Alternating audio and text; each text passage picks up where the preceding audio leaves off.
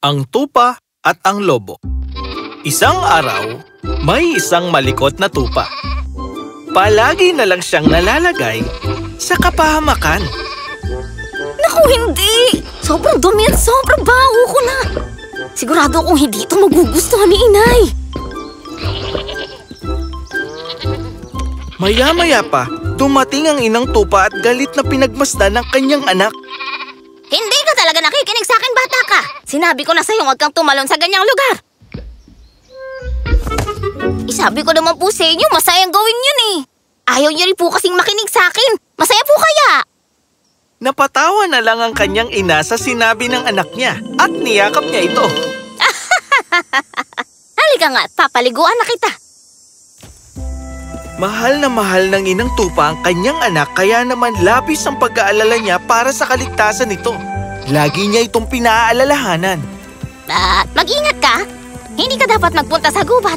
Maraming nagkalat na mababangis na hayop doon. Katakutin kanila at minsan kakainin kanila. Hay, naku Nay, masyado po kayo nag-aalala. Ngunit hindi pa rin nakinig ang makulit na tupa. Malimit pa rin siya nagpupunta sa gubat at doon siya naglalaro. Hanggang sa sumapit ang gabi. Isang araw, gaya ng dati, muling naglakbay sa malayong kagubatan ng batang tupa. Doon, nakakita siya ng batis. Wow! May batis doon! Tamang-tama! Nauuhaw na ako. Naisipan ng batang tupa na uminom sa batis dahil uhaw na siya. Habang umiinom ang batang tupa sa batis, may isang mabangis na lobong nakatingin sa kanya.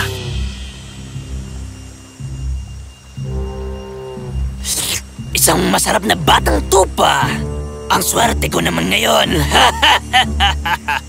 Kaya naman, dahan-dahang nilapitan ng lobo ang batang tupa. Walang kamalay-malay ang batang tupa habang umiinom ito ng tubig. At walang ibang hayop na naroon na pwedeng magligtas sa kanya mula sa lobo. Alam mo bang para lang sa mababangis na hayop na gaya ko ang gubat na ito? Kung alam mo, bakit nandito ka ngayon at umiinom sa batis? Nagulat ang batang tupa nang makita ang lobo sa harapan niya. Alam niyang mapanganib ang mabagsik na lobo. Dinalahan ako ni Rito ko sa mga lobo noon.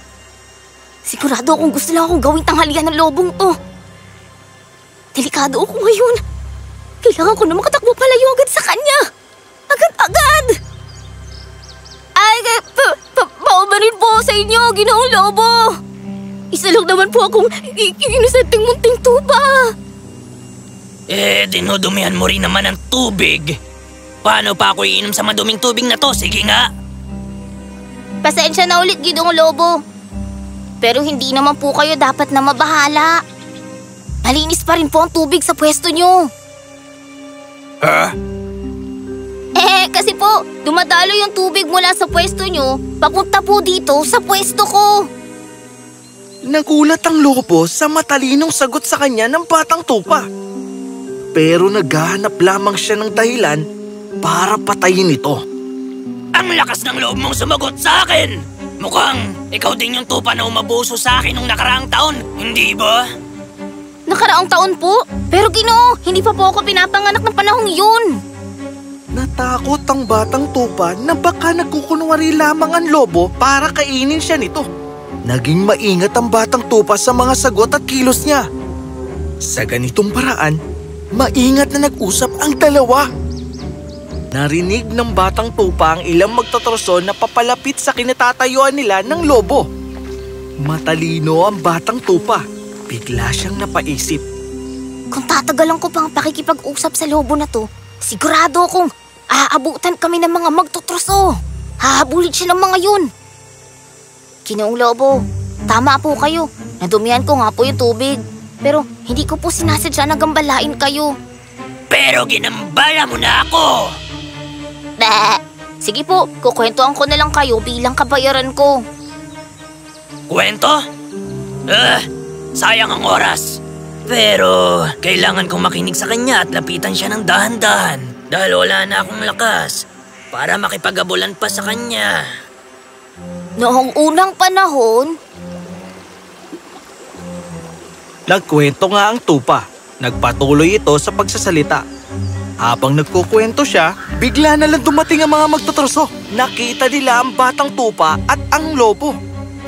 Tignan niyo yun! Isang lobo! Ay nakaw! Ay may istorbaw! Inuli nila ang lobo at pinagpapalo ito bago pakawalan.